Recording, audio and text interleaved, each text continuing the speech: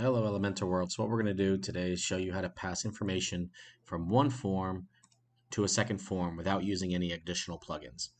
Okay, so you do need Elementor Pro to do this, but it's a pretty easy thing to do. So what we're going to do is, again, take these form fields and pass them into form number 2 and have them auto fill out. All right, so the way to do that is to start on your second form. You're going to go into your field. You're going to go to your content, okay, and actually you're going to be using advanced and content in this case, but for the placeholder you can set the placeholder and go to request parameters, and again you're using dynamic tags for this, so click dynamic tags, request parameters, and you're going to set this to get, and you're going to give it a name. So in this case we're going to give it a name called happy name. Okay, this can be anything you want, but you're going to need to remember this because you're going to use this in the future. So we're going to name this happy name. I'm going to copy this.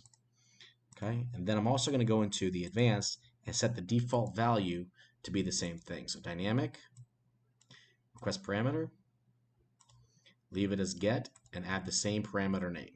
Okay, so next we're going to do the same thing for the email field. So again, go to the placeholder, go to dynamic. And really, you don't need to add a placeholder if you don't want to. I'm just doing that for this demonstration. You could go straight to advanced and set the default value. And we'll just go ahead and do that. We'll skip the placeholder for this particular example. We'll just go to default value, set this to request parameter, and make sure it's set to get, and put in, let's say, master email. Okay. And then we're just going to save that. So update. All right. Now, once this is done, we're going to go to your first form, where would be the form they first fill out, and we're going to set up what's called a redirect link and build out the link properly.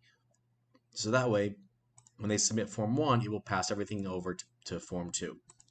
So on form 1, go to the name field. In this case, we'll just move that, update, and then we'll do advanced, and you're going to need to get this short code, okay, and you're going to be needing the short code as well for this email. Okay, so what we're going to do is add in an after submit action, add in redirect, okay, and on the redirect you're going to place the link of where you want this form to redirect to. So in this case we're going to redirect it to form 2 and then pass through the parameters. So to do that,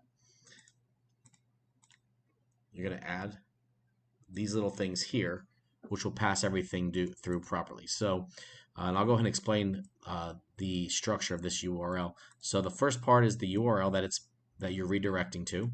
Then you're going to type in this question mark, and then you're going to add in the parameter. Now remember, we set these parameters back on form 2. These are the parameters from form 2. Okay, and so go to form 2. Email is for this particular parameter, we set it to be called master email.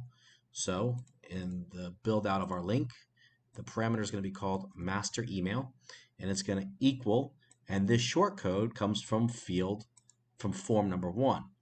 So we're going to go here, go to the email, go to advanced, and grab this short code, copy it, and then add it right here. That's where that short code comes from. Okay. Then you're going to type the and sign. And with the and sign, you're going to go back and kind of repeat the same process that you just did here, but this time we're going to do it with the name field. So go back to form 2, name, and let's look at the parameter. We named it happy name, right?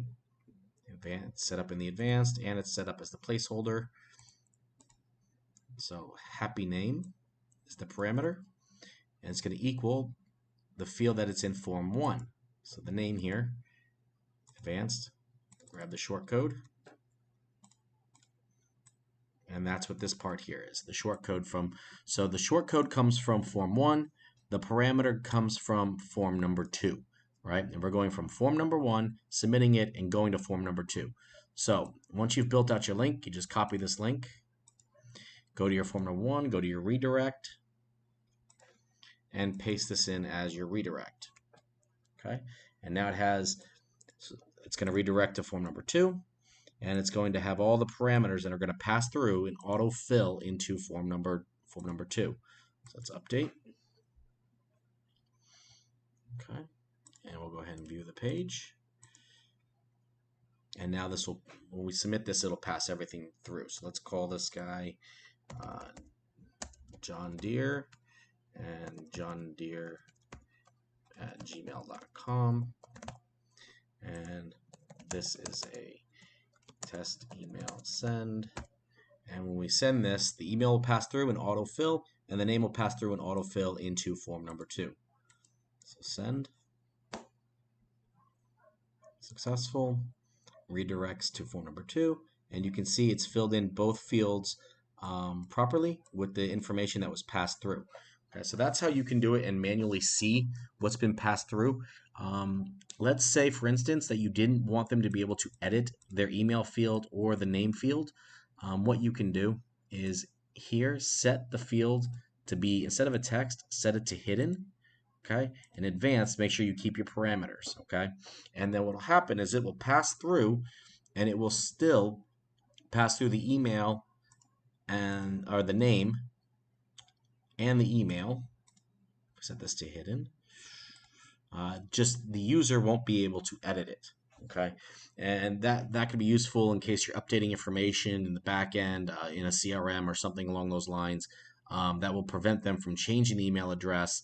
So that way, when they submit the second form, it will auto attach to based on the email that was submitted through. So the email is still here, you just can't see it. But that's how you can pass through parameters from one form in Elementor to a second form in Elementor without using any other plugins.